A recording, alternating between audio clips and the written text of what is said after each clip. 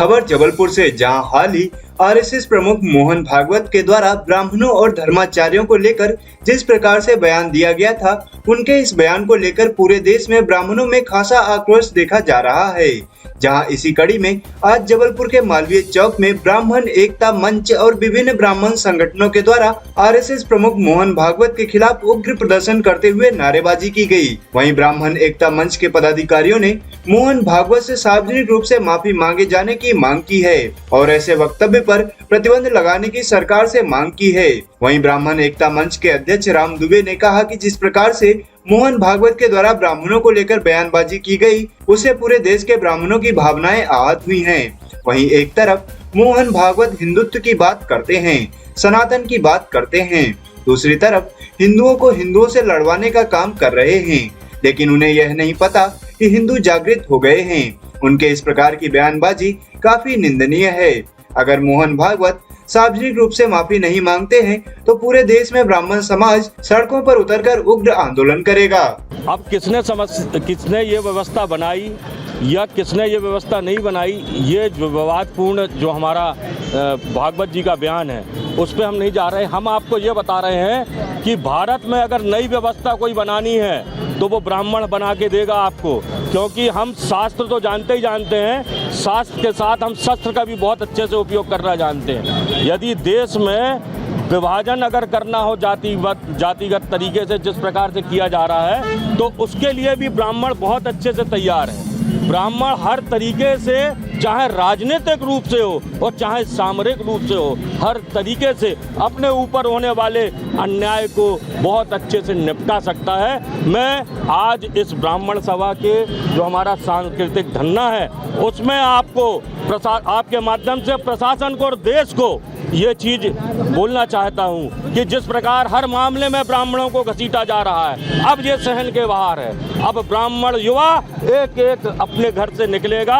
और ये बात मैं पुनः दोहराना चाहता हूँ कि हमको शास्त्र से ज़्यादा आजकल शस्त्र की जानकारी है। अगर देश में अहिंसा ही हम लोगों को जीवित रख सकती है तो उसके लिए भी हम लोग पीछे नहीं हटेंगे। समुदाय ने इस देश के लिए सब कुछ किया।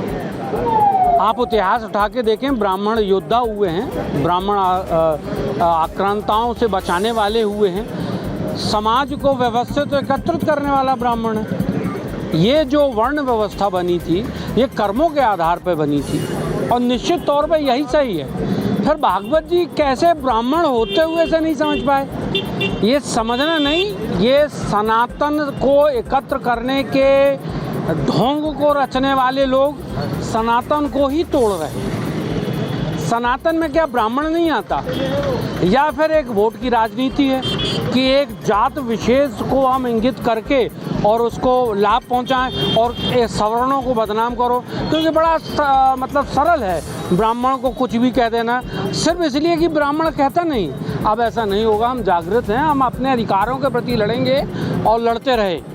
तो ये आप जान के चलें कि हम अब किसी भी प्रकार के विरोध और बकवास को बर्दाश्त नहीं करेंगे। इसका पुरजोर विरोध है।